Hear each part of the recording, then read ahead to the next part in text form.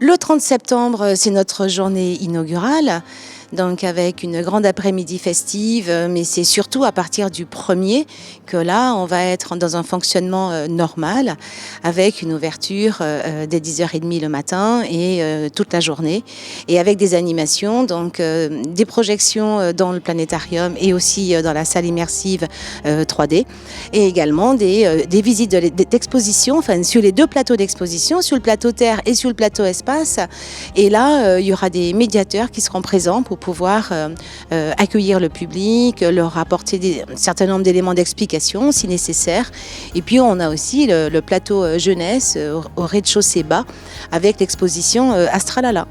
Ce soir, on ne voit pas la planète Saturne, donc là, on peut parler aussi également des différentes planètes de notre système solaire.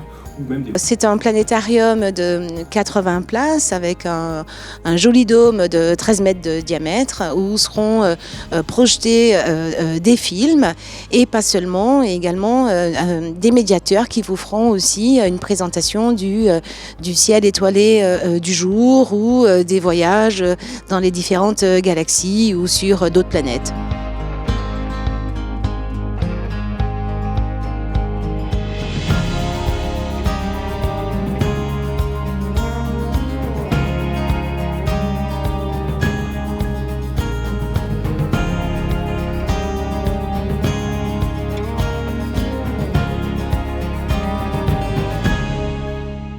Cette structure a été voulue par les élus il y a un certain nombre d'années maintenant afin de diffuser la culture scientifique.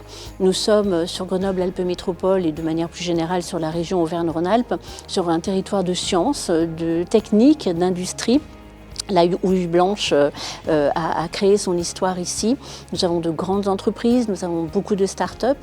Et l'idée était aussi d'expliquer derrière toute cette science dont on parlait de manière un peu économique, qu'il y avait aussi derrière de la science plus appliquée et puis de la science parce que nous sommes entourés de montagnes. Et que le changement climatique aujourd'hui nous interroge tous et qu'il est important de s'interroger sur ces sujets-là et de donner des explications qui sont vérifiées en termes scientifiques. L'idée était de faire un centre de sciences. On a souvent retenu l'idée d'un planétarium, mais en réalité c'est plus large que ça. Cosmocité, c'est un centre de sciences.